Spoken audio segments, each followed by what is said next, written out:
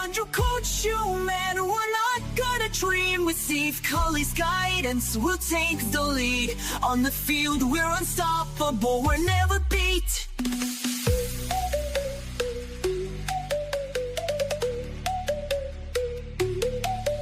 In the stands, the crowd's alive, cheering for UConn. They won't give up the fight. From the first pitch to the final out, we're Husky Hardball, we've got the power. Husky Hardball the call, let's hear it for the team. Under Coach you, man, we're not gonna dream. With Steve Cully's guidance, we'll take the lead. On the field, we're unstoppable, we're never beat. All right, and here we are for Husky Hardball. I am your host, the best podcast host in the universe, Steve Cully. And with me, as always, the icon, legendary voice of the Huskies himself, the best of the best, Joe D'Ambrosia. Joe, great to see you. Good morning, Steve. How are you? I am phenomenal. And UConn had a successful week to an extent. Now, are we technically in a three-way tie for the Big East Championship for the title, the regular season? Okay. Not just technically. That's what it is. UConn, St. John's, and Xavier. And we're playing Xavier. Right. We're the two. We're slotted as the 2 seed because St. John's took the season series from us. Correct. So we started off against Northeastern. That was a midweek game. You talked about that, just a time to try to get some guys work. And unfortunately, we had a lead going into the 6th inning. I believe we were up 6-2. And then we had a variety of errors that let Northeastern back into the game. And it was the 6th inning. I believe they had 4 runs and were able to get back into it. And they added on a couple runs late in the 9th, 7th and 9th, and ended up taking the win. It was disappointing, but not terrible. Well, no, I disagree with you. Yeah, I totally disagree with you. Well, because of the defense. You can't commit 5 errors. No, you can't sugarcoat it. You can't commit 5 errors and give up 5 unearned runs the week before you go into your conference tournament. Does the result of the game matter? No, not at all. But it creates, you hope it doesn't create bad habits that will leak into the rest of the season. And it didn't against Villanova, but still, I don't think you can slough off. And I know Coach Benders and the coaching staff didn't slough it off. No. 5 errors, 5 unearned runs, didn't hit the ball great, just plain and simple sloppy. No. I believe Tellerico started. He went 1 2/3. They got a lot of guys in, as you had talked about, especially pitching. I was looking at it. Garrett Garbinski, Hamburger pitched, and they got Peterson as well. Garbinski went the longest. He went 4 1/3. But yeah, the hitting just wasn't there. They have Belisario at the leadoff spot. They dropped Palomani because he hasn't been producing as he had been earlier on down in the line. Well, that's not why they dropped him, Steve. They dropped him for his power. Oh, okay. They moved him into the 5 and 6 hole because he can hit the ball. Playing. Yeah, right. And Maddox Delana had moved up because he's been playing better. Rispoli moved up as well. I saw he was in the 2nd spot where he had been lower in the order. But otherwise, well, he was only in the 2nd spot for that. He was only in the 2nd spot for that game because Cam Riggy didn't play. Yeah, I mean, when Riggy's healthy, it'll be Belisario, Riggy, Marshall, Delana, probably Rispoli, and then Palomani, Nader Wachter, whoever they catch, and the Jemison, who's taken over as the regular second baseman, will be like batting 8th. So their lineup is pretty standard. The only questions is who's going to catch. Right. And If it's Cancel or Tirado. Yeah. If you're looking at it right now, Cancel's been in there. Tirado seems to be better at the plate than Cancel. Would you agree with that? Cancel. Yeah. Yeah, I think they're pretty equal. I mean, there's two guys who didn't expect to get a lot of playing time coming in, but with the Connor Lane injury early in the year, that opened things up. I don't think they want to use Riggy behind the plate that much. I think they want to use him as an outfielder or a DH for the most part. So yeah, I mean, I think it's I think they both can play. I think they both can hit. I think Tirado's a little bit better of a hitter than Cancel is. I think Cancel may be a little bit better of a defender than Tirado is. So, but I don't think there's much to choose from between them. So the errors that happened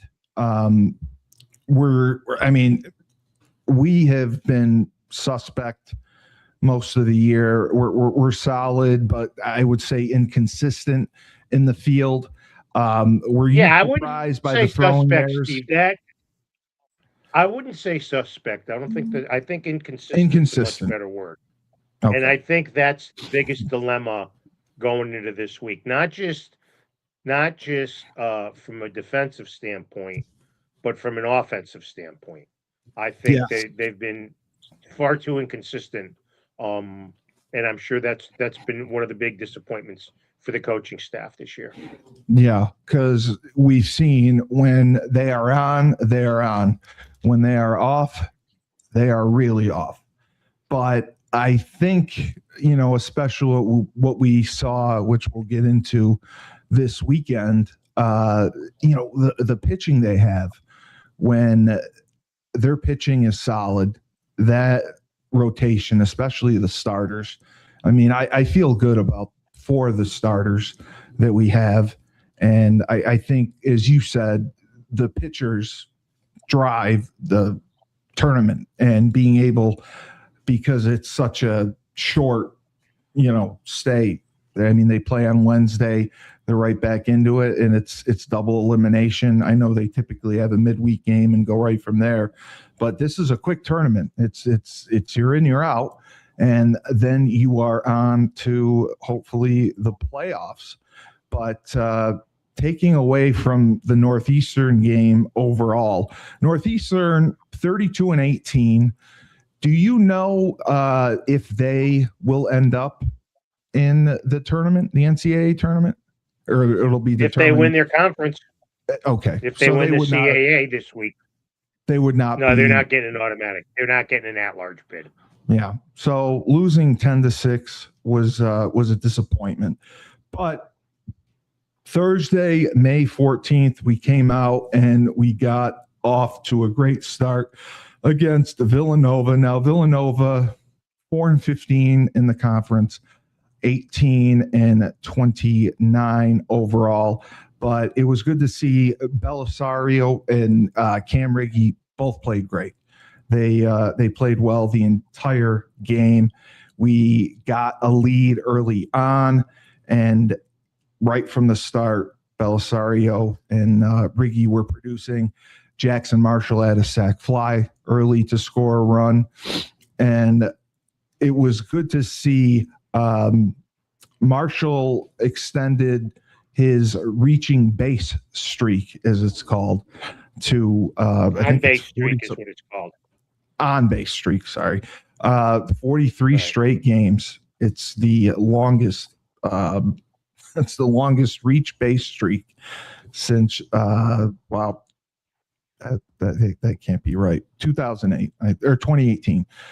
Charlie West got the win and is tied with Caden Suki for the most quality starts. But I really think that it was good to see us come back and at least hold on for the victory and not give it up late in the game, where in the past we've seen the bullpen come out and blow things. That did not happen here. And Maddox Delana, he had his, I believe we're 5-0 when Maddox Delana hits a home run. So he has been coming around. He's getting better. I mean, obviously he is a tremendous player. He just had moments during the season where we didn't hear from him. He was a little quieter. He wasn't very good early in the year. It wasn't just we didn't hear from him. He wasn't very good. He was bad enough so that they benched him. Yeah. You know, and I mean, this game, I know you mentioned Belisario and Rigby, but it was all about Marshall with 3 RBIs and Delana with 3 RBIs. Yeah. And Delana's 2-run home run in the 8th inning turned out to be the game-winning hit because Villanova scored 2 in the top of the 9th to get within a run, and then Shaw had to come in, struck out and 2 guys and got the save. But I mean, I know you mentioned whoever you mentioned with Riggy. Belisario and Riggy, yeah, they were both 3 for 4. But yeah, you're right. Marshall had 3 RBIs and Delana had 3 RBIs. So that right there, I mean, is a solid batting order. They moved Rispoli, which I was just surprised at. He was batting 5th. I've seen him at the lower end of the lineup or the higher end of the lineup. Why do you think they put him in the 5th spot? Well, I think the same reason that they bat Palamani there, because they've got a little bit more pop in their bat, and because you got to put somebody there. I mean, you're not Belisario has been great leading off. Yes, you're not moving Riggy. You're not moving Riggy, Marshall, and Delana. There's only 9 spots in the batting order. Jemison and the catcher go underneath them. So you need, and Wachter will bat 7th 99% of the time. So it's just a matter of who bats 5 and who bats 6. I don't think it's any great strategic mystery why the lineup is shaped this way. Do you know why Evan Menzel had been out? Yeah, he's not playing. As far as I know, just because he wasn't hitting he wasn't producing. Out.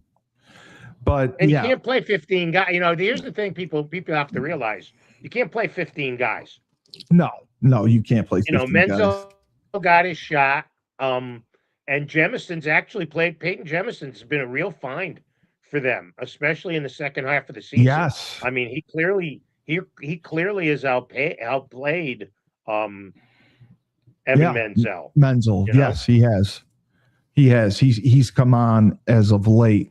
But again, the pitching, Charlie West, 6 innings, 7 hits, but only 1 walk, as you talked about, 7 strikeouts. He looked good.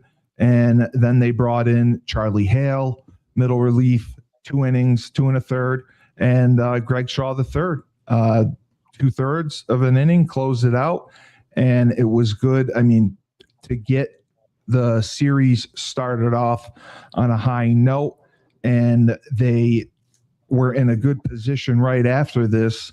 I believe the next game guaranteed them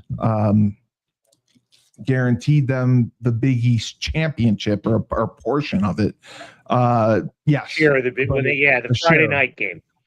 Yeah. But it was going to be determined with St. John's as well. So they would need a win with the St. John loss on Saturday, which and here's the thing: they had the outright championship in their grasp after winning on Thursday and after St. John's losing to Butler. So they had it in front of them. Then Friday night, and that was the only game I got a chance to go to this year. They played great. 8-0. Suki was great for 6. They took him. I'm guaranteed. I didn't talk to Jimmy because I didn't stay for the whole game because it's always cold there. And I'm not sitting in the press box. I'm not freezing my ass off for a 6-0 game. But I guarantee you, one reason that they pulled the pitchers was because of the short turnaround. Normally Suki pitched on Saturday. This time he pitched on Friday, and he's going to have to pitch Thursday. So I guarantee you that is the reason that Suki, because he was dominant, didn't strike out a lot, but was in total control of the zone. That's the reason that he only pitched 6 innings, and then they went to the bullpen after that. But you got a home run from Rispoli, you got a home run from Palamani. Everybody pitched in. It was a really good all-around team effort. So when you get through Friday, you're thinking you got Pudvar on the mound. All you got to do is win, and you're the outright Big East champions. Yeah. and it didn't happen because Villanova tries too. Yeah, they get coached too. Yeah. They get coached too. And Suki only threw 66 pitches, which I was also impressed with, in 6 2/3 innings. 66. Well, when you don't strike out a lot of guys, then you have a chance. Strikeouts are great, but the one thing they do is they drive the pitch count up. So he pitched 6, got out of there with a 4 hits, didn't walk anybody, which was also key. And then they got him out so that he'll have more. He had more time to rest and come back for his start Thursday and what they hope is a winner's bracket game. People had asked this before because we've seen Austin Trumpor, Frank Spirito the fourth.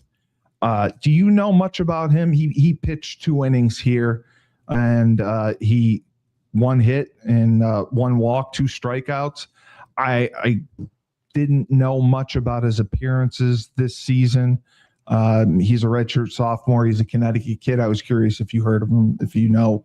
I don't. I mean, I know he's pitched a little more later in the season. I don't think he pitched very much early on, unless I've got it mixed up. And look, as we said last week, what you were looking to do, especially in the Northeastern game, and then coming down the stretch, is to find out who you can use in the sprint that is the Big East tournament. Exactly. And when, you had an 8-0 lead, so it gave him a chance to give him some work. But again, Palomani was 2 for 4 with 4 RBIs, like you talked about. And then, Rispoli, again, he was in the 5th spot. He was 1 for 2, 2 runs scored. They look like they're playing better now. Villanova, again, they're one of the down teams in the Big East.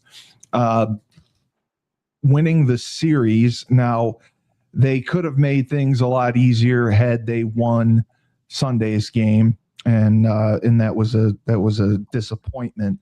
Well, no, yes and no, Steve. Nothing would have been, and it was Saturday. Nothing would have been easier if they had won Saturday. They know they were going to the Big East tournament. Yeah. All they were looking for was an outright conference championship. That's all Saturday had to do. And the seeding, I mean, so it had nothing to do with making things easier for themselves. Yeah, because they still would have, if they would have been the number 1 outright, they would have played the 4 seed instead of 2-3. They would have played Creighton, who they went 2-1. Who they went 2-1 against this year. They went 2-1 against Xavier. They went 1-2 against St. John's. So, I mean, it had nothing to do with making things easier. They wanted the outright championship. And unfortunately, Villanova gets a 2-run homer, 2 batters in, and never looked back. UConn was climbing uphill. And it's a day that the pitching wasn't great. Pudvar wasn't great. Who else wasn't great? Shaw wasn't great. They got real good work out of Garbinski, who I think they could trust going into this week in Ohio. Paxton Myers pitched too, I believe. Was it that game? Yeah. But Jackson Marshall, again, he extended his reach base streak to 45 games. And yeah, you were right about Garbinski with the 3 innings. Riggy and Wachter had multi-hits. And offensively, I mean, you're scoring 6 runs, you're giving up 9 on 12 hits overall. And the Pudvar has been solid all year long. I think he ended 5-2, or no, he had a 5-win. He had a 5-game win streak on the year. But no, he was 7-4. He was 7-4. Okay, it was Charlie West that I was thinking of that ended up with having the most wins, tied with the other left-handed pitcher, Suki, I believe. No, Hale has 7. No, you're all over the place there. Hale and West, sorry. Hale is 7-0. Pudvar is 7-4. West is 6-5. Suki's 5-2. Okay, yeah, that's what I was thinking. It was Pudvar. but he only went 3 1/3, like you said, and the 6 earned runs just killed him from the start. And well, it wasn't very good. They hit him no, pretty hard. no, they did. They did. They ended the season strong, and it was the first time, I believe, in many years that UConn had a losing record at home. That's one thing that surprised me. They ended up 9-10 on the year for home games. So I was surprised to see that. Well, a big part of that was losing 3 to East Tennessee State. Yeah. I mean, they did really well in the Big East. You know, they lost 3 to East Tennessee State. They lost 2 to they lost BC, St. right? John's. They lost BC. They lost Northeastern. They lost 1 to Xavier, 1 to Creighton. So it adds up, and 1 to Villanova. So there's your 10 losses. Yeah. So they ended up 15-6 on the year in conference, and 32-24 overall. And it was unfortunate, but I mean, I think with the potential they have, the consistency, if they can get things continued to roll and not get in these situations where they fall behind early, they have the bats to produce runs. They have the pitching behind them. They have so many good. I mean, I like our bullpen. I like the arms we have when they're consistent. And I think going into the everybody tournament, likes the arms when they're consistent, but you've just brought up the magic word. I mean, this team has not been as consistent as they would have, as the coaches would have liked them to have been, and that's the biggest concern. You know, in a 3-game weekend, it seemed like they had chances to sweep series, and they didn't. And obviously, stepping on their foot in the beginning of the year has put them in this situation where the only way they get in the NCAA tournament is by winning the conference. By winning the conference tournament. The hope is when you get to these conference tournaments that you don't need to win them to get to the NCAAs, because you can face a pitcher who could stick it in your ear and stick it where the sun don't shine, and you're not going to win. No. So I would refer to this as a bit of a disappointing regular season. I would agree too. I think obviously the health of Tyler Minnick played a big part in that, not making excuses. But if you were looking overall at the starting pitching, would you say that we have the best starting pitching going into the tournament? No, it's as good, but I wouldn't call it the best. St. John's is pretty good. You think St. John's? Xavier's going to pitch on the kid who I presume Xavier's going to pitch tomorrow, Rob Peach, 2.61 ERA, opposing batting average .206, 89 strikeouts, third in the conference. I mean, kid's a stud. UConn beat him earlier this year when they took 2 out of 3 from Xavier, but he's good, and the Burdett kid can clobber the ball. He's as good as Jackson Marshall or anybody as far as the league is concerned. And somebody had asked, the last time I believe we played Xavier was March 29th. So it was 27th, 28th, and 29th, right? Yeah. Do you think that long of a layoff is going to make a difference in how they plan for them or how they will be against them? Is Xavier a different team for sure than when we've seen them last time? Oh, I'm sure they're a better team, and I'm sure UConn's a better team. No, but baseball's not like football or not like basketball in that regard, because the game all revolves around the guy on the mound. If your guy on the mound is better than their guy on the mound, you're going to win. As far as for planning for teams, that's overrated. Yes, I think it's overrated. It's overrated for sure. So just so people understand, the first game against Xavier, okay, we win. Do we go on to play the winner of St. John's and Creighton? Okay. And if we lose, we play the loser, and then the winner of that game goes on to play for the championship. Or no, that wouldn't be right because the winner's bracket. All right, let's paint the scenario. You got the 2:00 game on tomorrow is St. John's and Creighton. The 6:30 game is UConn and Xavier. The two winners play on Thursday. The two losers play on Thursday. The loser of that second game, the losers bracket game on Thursday, their season's over. The team that wins the winners bracket game automatically advances to the finals, where they've got to lose twice. So so they're going to end up having to defeat a team back to back coming out of the losers bracket if they were to lose. So no, they would only have to beat them once. They would only have to beat them once if they. Let's just say let's do UConn centric here because this is a UConn podcast. So let's say UConn beats Xavier and St. John's beats Creighton, right? Right. So then on Thursday, UConn beats St. John's and Xavier beats Creighton. All right. So then UConn advances to Friday where they or Saturday where they only have to win once, and whether it's St. John's or Xavier would have to beat them twice. I got you. And who are you expecting to start against Xavier? I know you mentioned a couple guys. Who do you think they'll go with? They're going to keep the rotation in order. They're not. Why would they change things? So why would they change things? Charlie West. West will go game. I firmly believe West will go game 1. Suki will go game 2. Pudvar, if there is a game 3, providing disaster doesn't happen, will go game 3 no matter when it is. And then they'll have Hale to go in game 4. And then out of the bullpen, because we didn't see Paxton Myers appear until the last game of the series. Do you think that was by design to give him some rest?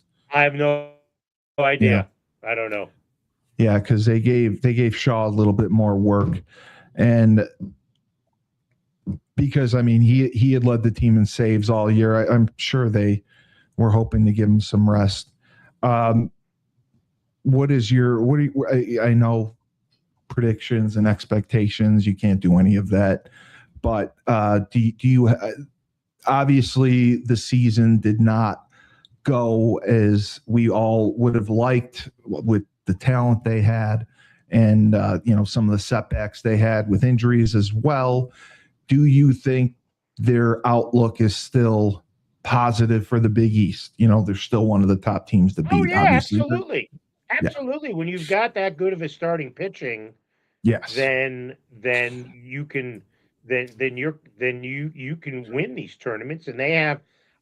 I don't know this for a fact because I haven't researched Creighton, Xavier, and St. John's that much. I'll be honest with you, but I would doubt anybody has a foursome. No, of starting pitchers like now they might. We don't know. You'd have to dig deep into the weeds to see there all these teams midweek starters. Did they pitch it all? The one thing about Charlie Hale was he did pitch a lot in Big East conference games. He wasn't just a midweek, but everybody's got a guy like that. So look, it depends. You've got to pitch. You've got to hit with runners in scoring position and 2 out, and you got to make the plays defensive. That's it. It's not rocket science. It's not about playing against a matchup zone or defending the other team's star wide receiver or shutting down the other team's big line. It's baseball. It's simple, and it's not simple. Right. And I agree with you. I really think the depth of our pitching makes the difference, because I do think we have good depth with our pitching all the way through the bullpen. And if we are consistent with our run support, and if the guys play as they have been, there's been massive improvement with some of the numbers of the guys over the last 2 weeks, which is good to see. And as you mentioned, Peyton Jamison has moved up quite a bit. So that is good to see. Nader Wachter as well. And Jackson Marshall, Cam Riggy, Anthony Belisario, and Palomani.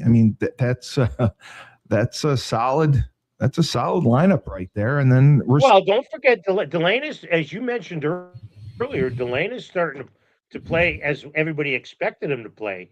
Yes. So, I would take the UConn top 6 against anybody in the Big East as far as the top 6 is concerned. So just off topic, what had happened in the softball tournament? They ended up losing. They got whacked by Texas A&M, something brutal in the first game. Okay. They got run ruled. They came back and beat McNeese in the elimination game, and then they played Texas A&M pretty tight before eventually losing in the losers bracket game on their second lose. So they went 1-2. First time they've won an NCAA tournament game in a long time. Yeah. Kat Pettis in 2 years is the all-time home run leader at UConn. She had a phenomenal College Station regional. 4 seniors to replace. You hope nobody gets poached like the Jenkins sisters did last year. That's unfortunately now for our Olympic sports. That's got to be an issue. You'd hate to see that happen, but you can't. It's almost out of your control. We lost a very good volleyball player. We lost a very good volleyball player, McKenna Brand, to Oklahoma. Kids get poached by these schools. So I did not know she got poached. I for some reason thought she transferred. Yeah, she transferred. Okay.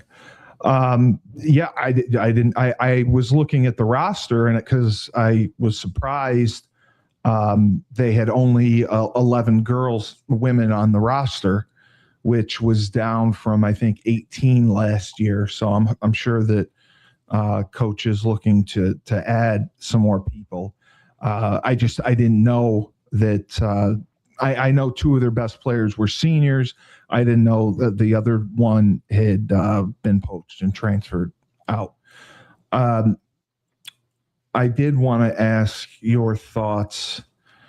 Some of the commissioners from college sports are meeting about matter and antimatter, and they're debating about potentially going to a 24-team college football playoff. Let's make it 120. Let's open it to everybody. Let's open it to everybody. I know. We'll go get Utica College. It's just it's mind-blowing. Forget the regular season and just play the whole thing as a tournament. Well, and the games played is the other thing that concerns me because of the wear and tear on the bodies. If they're, they don't want to, they're so greedy. It just infuriates me. They don't want to cut the championship games because they bring in so much revenue, and they want to move it to either 16 or 24 teams. I think both are too much. I think 14 would be fine if you wanted to increase it at all. I thought 12 was fine. I thought it was nice. I think, I'd be okay with 16 because then nobody gets a bye and everybody has to play. Yes. Yeah. And I thought it was nice that some of the teams were able to have playoff games at home. I thought that was cool. I think you should do that for the first 2 rounds. Yes. I think if you want to do that, if you want to put a 16-team tournament in and have 1 through 8 host in round 1, and then the highest seeds host in round 2, that's fine. And then go to the bowl, go to the Rose Bowl, go to the Cotton Bowl, go to the Sugar Bowl, go to the Toilet Bowl, whatever, go to whatever bowl you want to go to. But yeah, 16 would be okay. Just like I don't think you need 76 teams in the NCAA. There was a column written today that says it's not a big deal. Well, I disagree. I think it is a big deal. It is a big deal. I think it's a very big deal. because I just think it's done for the wrong reasons. I know greed is supposed to be good and everyone needs money and it's an arms race now, but especially for college football to do this, the SEC and the Big Ten, they basically have been given the power to make any decision that they want, and everyone else is at their beck and call and mercy because, and the problem is people think that this is going to allow some of the group of 6 teams to get in. No, the reason they want to expand it is because not as many Power 4 conference teams got in. Not as many SEC teams got in. Not as many Big Ten teams got in. So the 24 teams, they want it for selfishly their own conference to have more teams in and to generate more revenue. And that's why they're saying it could potentially generate more revenue than the conference championship game. That's where I just think it's getting so out of hand with what they're doing. And like you said, yeah, just make it 120 teams. Invite everyone, because you're watering down what everyone has said, and you even said about the regular season. The regular season matters. That's the best thing about college football, the regular season. It's supposed to. It's supposed to. If you're charging full prices for tickets, then it should matter. Yeah. Yeah. And, with some of the stadiums that these places are building, because they're nonprofits and they're building these event centers now to hold concerts, housing, everything, retail, restaurants. And it's just getting larger and larger. And I like you said, it's going to take some major scandal or something bad to happen for it to either put some guardrails on it or scale back. But I just couldn't get over how so much support there was for it. At least baseball I have liked because, I get they make money and everything, but it seems at least somewhat pure. They play for the love of the game. I know there's a lot of transfers. There's not as many, but they're not chasing the money. They're not all chasing the money. They enjoy being with their teammates. They enjoy being with their team. They're not always looking where to go next, where it seems in college football, that's all they're doing is looking where they're going to go next. That's what bothers me. Right. I totally agree with that. I totally agree. And I think college basketball's gotten that way too. College basketball, it's where can I make the most money next, right? It has. And they mentioned that the University of Virginia was one of the few schools that is returning like all 5 starters.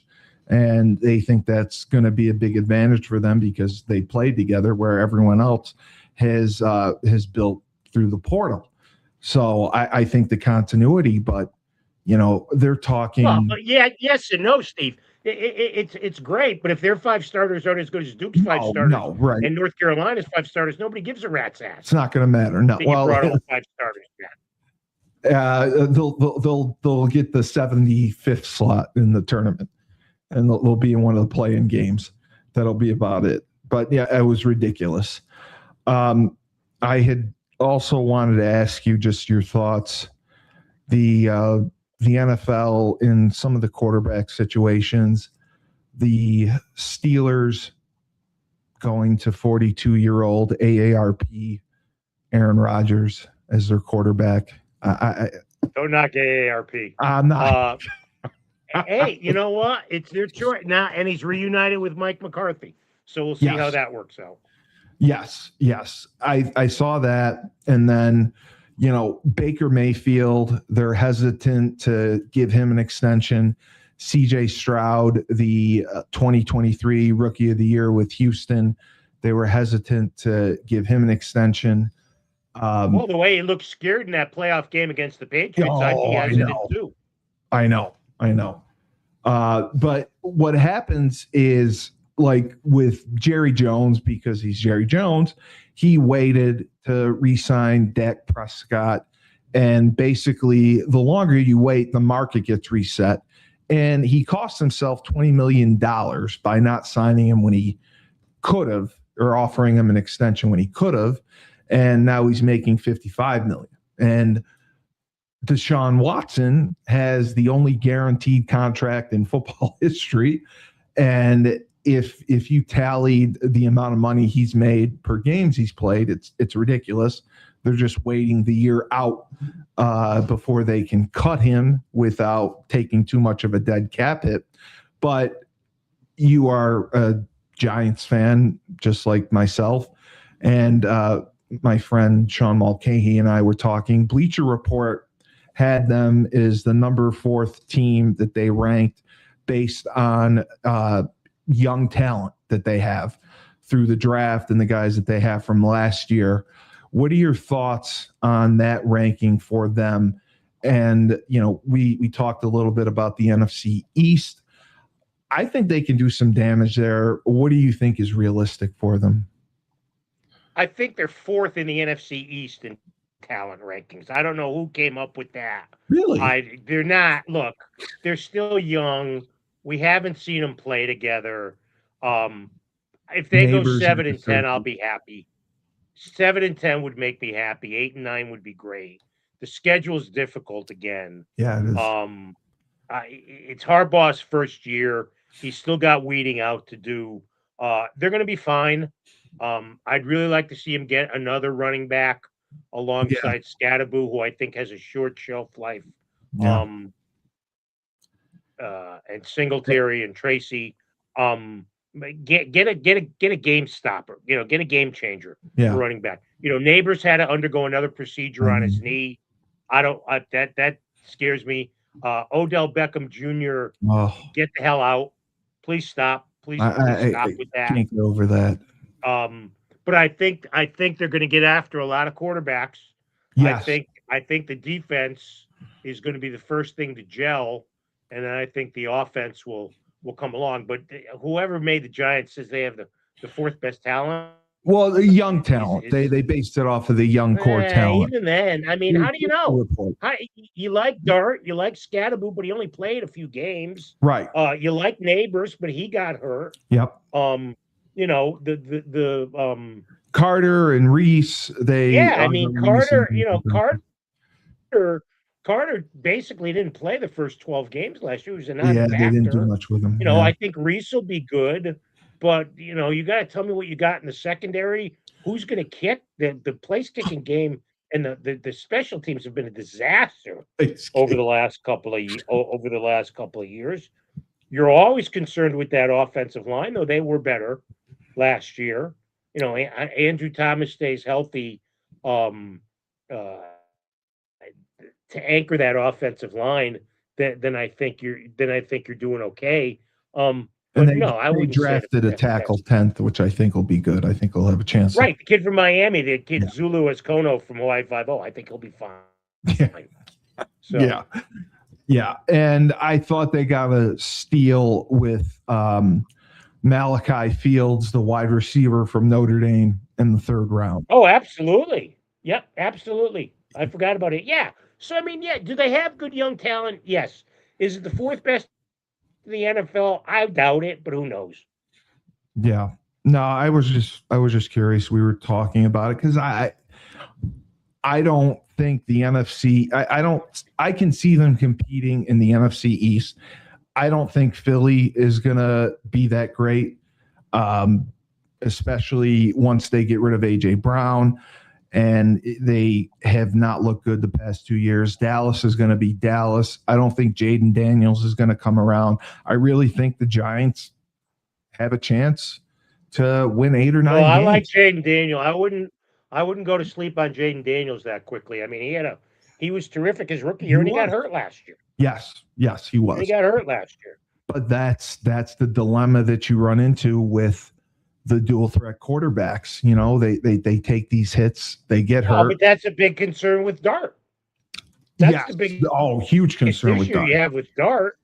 Yes. Right. That's the biggest issue you have with Jackson Dart.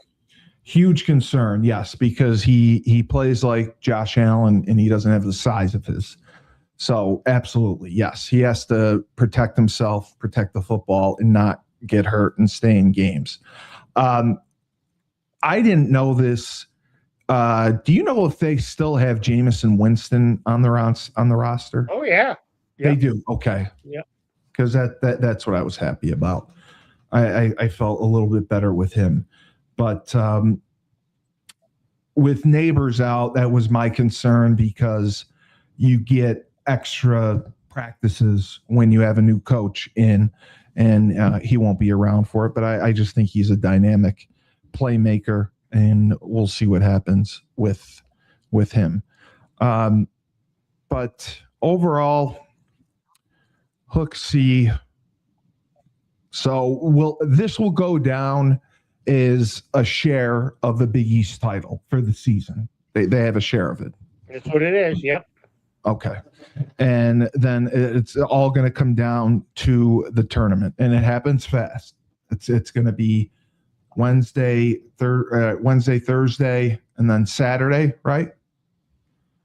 Wednesday, Thursday, Friday, Saturday. Wednesday, Thursday, Friday, Saturday. From the biggest advantage to going 2-0, there's two advantages if you win your first two games. You automatically get to the championship round and you get a day off on Friday. That's the biggest advantages. You don't have to burn a pitcher on Friday. I'm sure they'd like to win the first two games and have Pudvar and Hale lined up for Saturday if need be, instead of losing one of those first two games and then having to go Pudvar, Hale, and who knows. Right. Do you think that they'll come out strong against Xavier and get that first win? I mean, they played Xavier. It depends how the kid Peach pitches. I mean, they beat Peach 3-1 when they played him earlier in the year, but they didn't exactly beat the crap out of him. No. I mean, Charlie West had a real good game that game. So who knows? No. And then obviously St. John's is their toughest opponent. Do you think St. John's going in has the most talent overall across the board? I think it's pretty evenly spread. I think the thing, because these four teams are so close during the season, I don't think there's much that separates them, to be honest with you. Yeah. I think it's executing the fundamentals and taking advantage of the biggest thing when it comes to postseason baseball, no matter what level you play at, is coming up with 2-out RBI. And this team has been decent at that this year.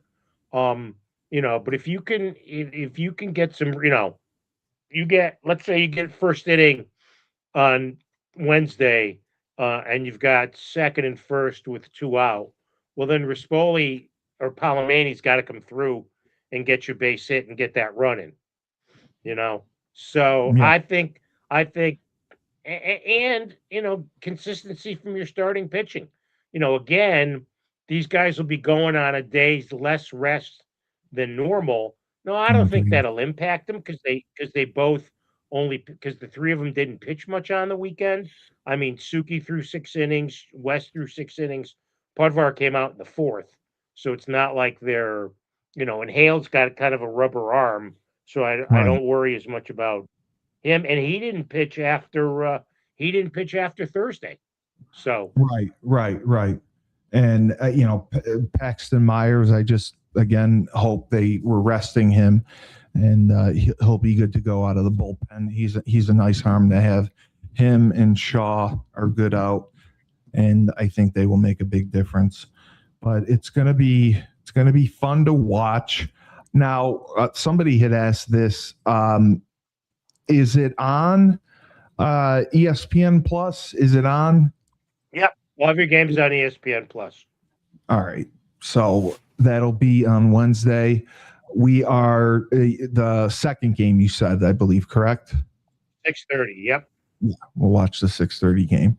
So we'll see how Hooksy does. It's been a fun run. And don't forget, you're playing in Mason, Ohio. It's kind of a Xavier home field.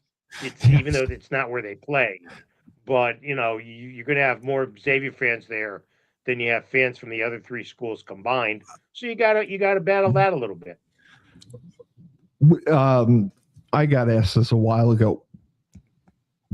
What was the decision making? Is that where they always play? the tournament in Ohio? I've been told they get the facility for free. Oh, okay. All right. I'm like, all these schools, they go to Ohio. Like, it just didn't make sense. Well, I hope. Well, but we used to go to Clearwater back in the old days. I'm fine with it. Playing warm weather. I had many pleasant times in Clearwater covering doing the baseball games on WTIC.com. That was idyllic.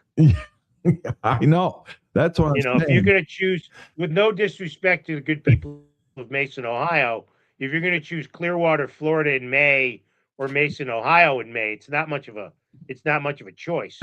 And the facilities were great at the Phillies spring training home. Good people of Mason, Ohio. Last thoughts.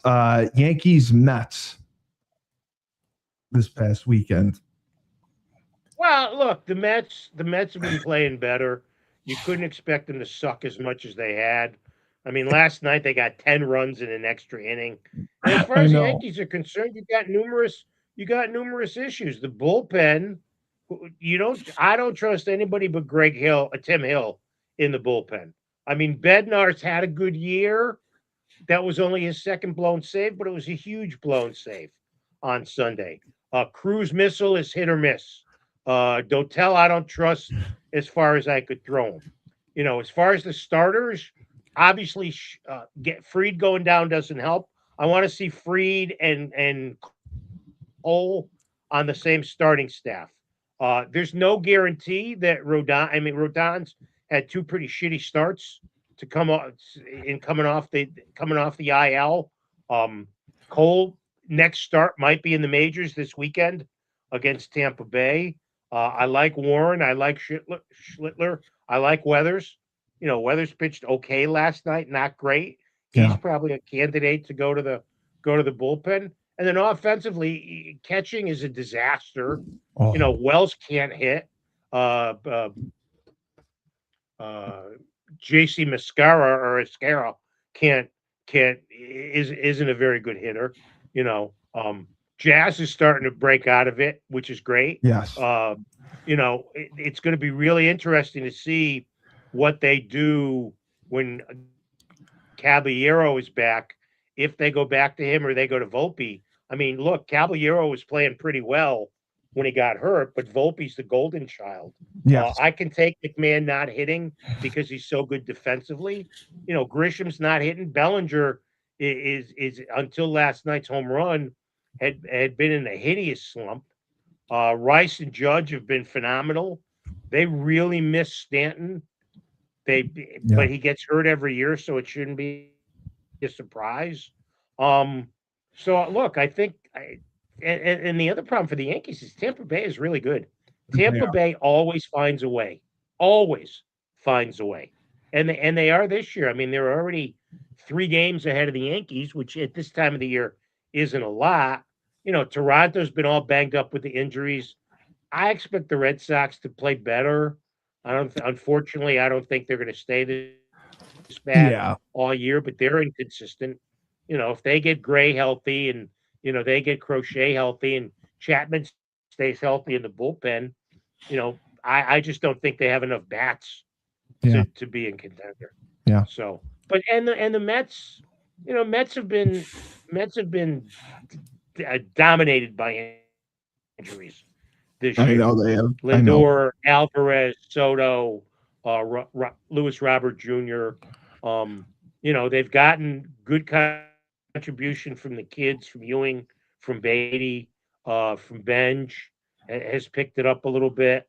But they're poorly constructed. Their pitching stinks. The Mets pitching is terrible. David Stearns is supposed to be this guru. If I were Steve Cohen, I'd fire him in a heartbeat. Yeah, they're a mess, and I agree with you. I think the Red Sox are going to improve. I think we'll see them get better. But we'll see what happens, and this is going to be fun to watch tomorrow. Hopefully, Hooksy comes through, turns it on, and gets rolling through the tournament and the Big East tournament, and we get to see what happens as we move forward to the NCAAs. Not to jinx them, but One game at a time. That's all you can hope for. That's all I can hope for. All right. So, Joe D, icon, legendary voice of the Huskies, best of the best. Steve Cully, best podcast host in the universe. Coach Human, his time is more valuable than ours. Remember, when life gives you lemons. Absolutely absent. Missing in action. Coach Human. When life gives you lemons, don't make lemonade. Take 2 oranges, throw them right back at Dave.